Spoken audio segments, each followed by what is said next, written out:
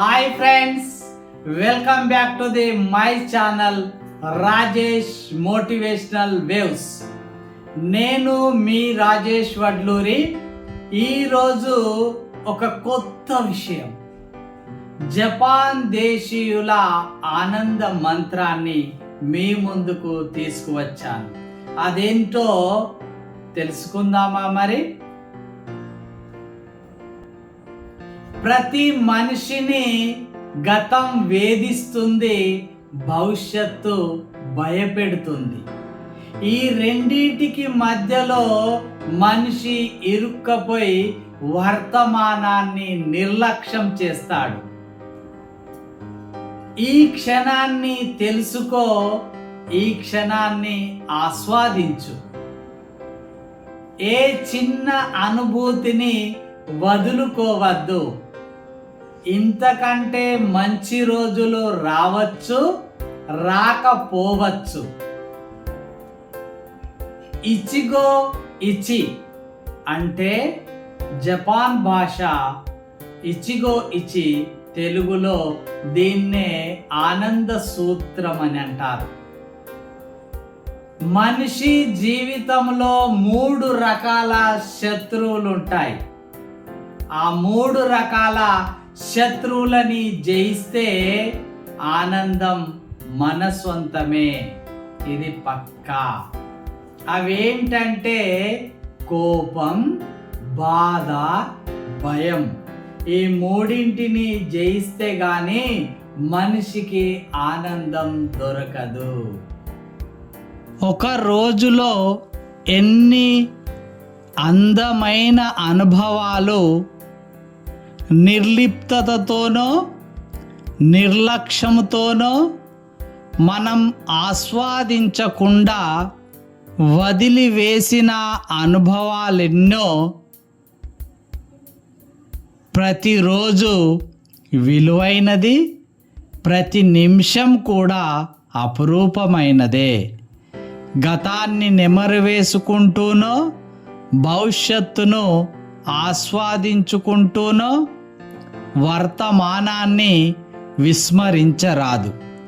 Ichigo ఇచి, ప్రతి భేటీ అమూల్యమే అని అర్థం. ఆ భేటీ వ్యక్తులతో కావచ్చు, ప్రకృతితో కావచ్చు, అనుభవాలతో కావచ్చు. దీనికి ఒక స్టోరీ. శాంబాలా ఒక కాల్పనిక నగరం.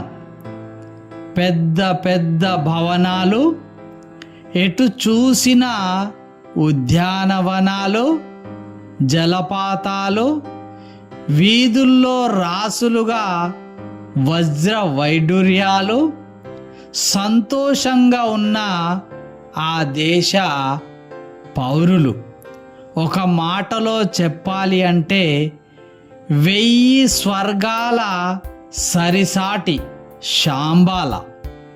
ఒక వేటగాడు జింకను వేటాడుతూ వేటాడుతూ హిమాలయాల వరకు వెళ్ళాడు. ఎలాగైనా ఆ జింకను అందుకోవాలి అనే ఆశతో ఒక పెద్ద పర్వతాన్ని ఎక్కి దిగాడు. దానికి అపోజిట్లో వెండి కొండల మధ్య గోల్డెన్ సిటీ, బంగారు పట్టణము. బయటి వైపు నుండి లోనికి రాకుండా ఒక పెద్ద గేటు, మహాద్వారం నిర్మించారు. అక్కడ ఉన్న గేట్ కీపర్ ఏదో జన్మలో పరిచయం ఉన్నట్లు వేటగాడిని పలకరించారు. శాంబాల అందాలను ఆస్వాదిస్తావా అని అడిగాడు. నాకు ఆశగానే ఉంది అన్నాడు ఆ వేటగాడు. కానీ ప్రస్తుతం వేటలో ఉన్నాను, జింకను పట్టుకున్నాకే నీ వద్దకు వస్తాను అన్నాడు వేటగాడు. అంతే స్పీడ్తో ముందుకు కదిలాడు. జింక మొత్తానికి దొరికింది. వేట ముగిసింది. ఆ గేట్ కీపర్కు చెప్పినట్లే తిరిగి శాంబాలకు వచ్చాడు. బట్ అక్కడ గేట్ కీపర్ లేడు. ఎంత ట్రై చేసినా శాంబాల గేట్ తెరుచుకోలేదు. జింకదేముంది, ఎప్పుడైనా వేటాడొచ్చు.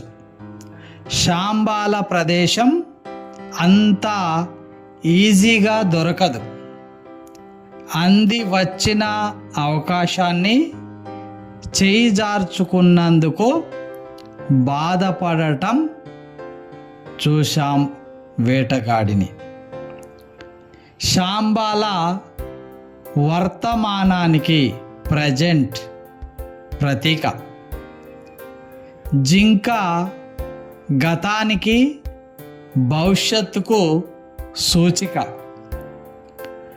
నిన్నటి చింతలతో రేపటి ఆశలతో వేటగాడిలా ఇప్పుడున్న వర్తమానాన్ని దూరం చేసుకోవద్దు.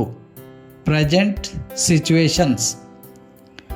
వేటగాడిలా అనుభూతులను దూరం చేసుకోరాదు అని ఇచిగో ఇచి హెచ్చరిస్తూ ఉన్నది.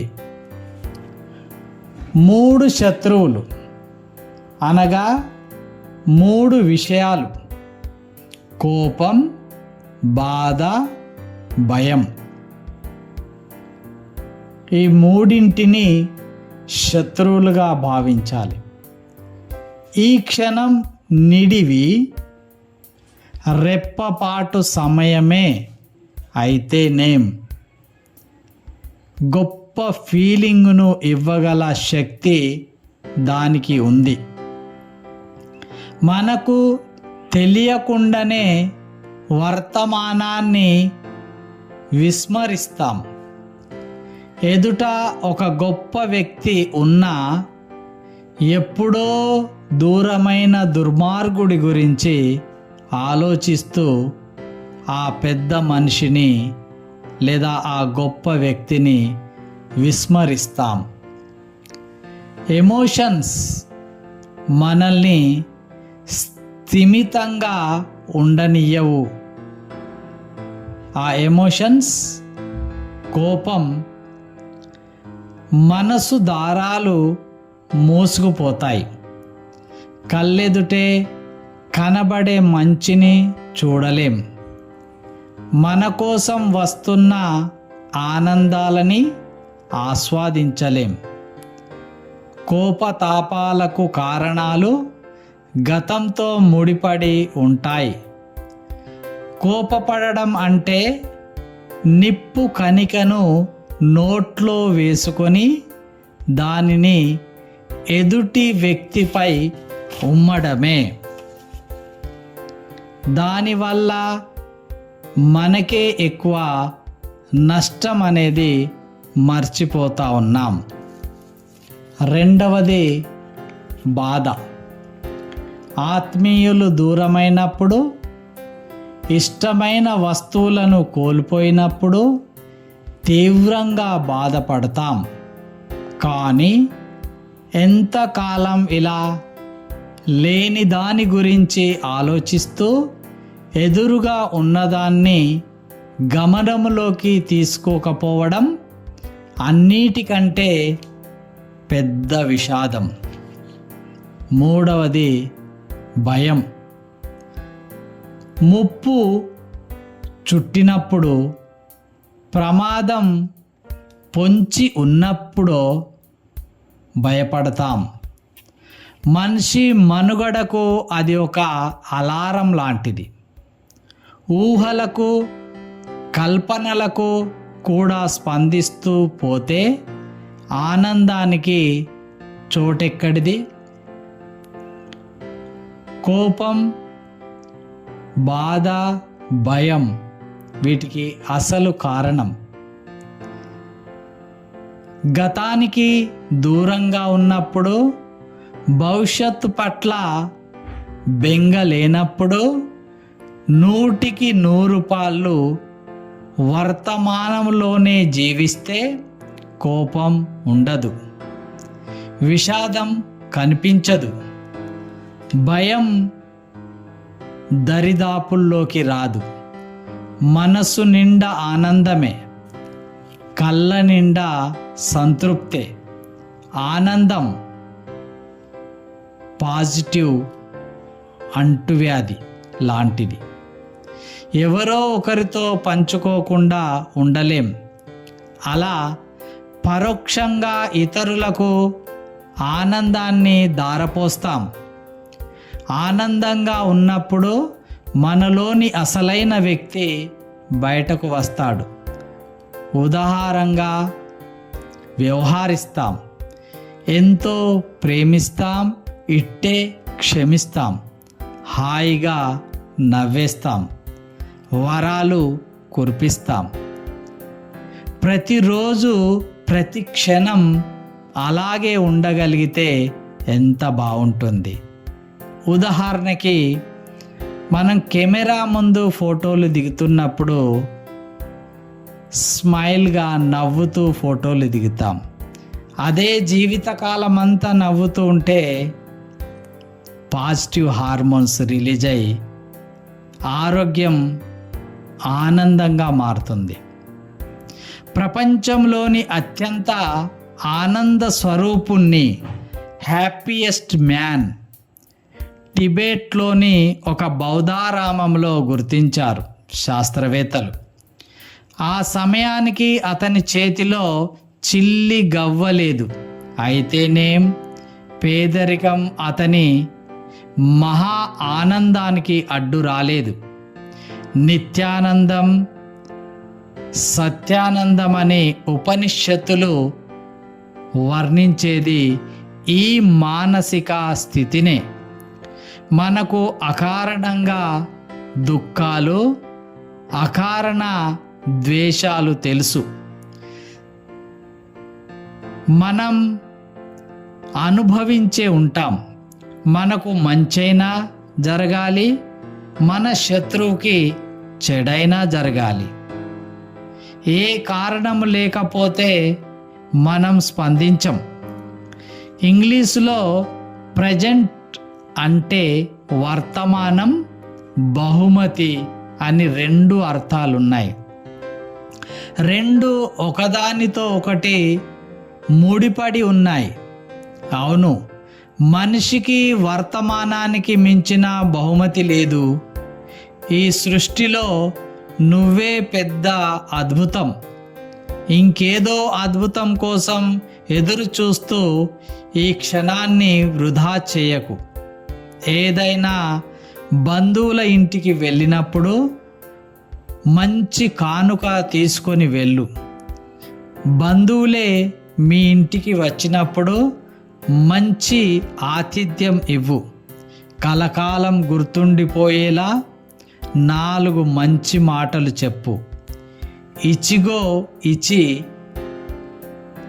ఈ సూత్రాన్నే జీవన శైలిలో భాగం చేసుకోవడం పెద్ద కష్టం కాదు.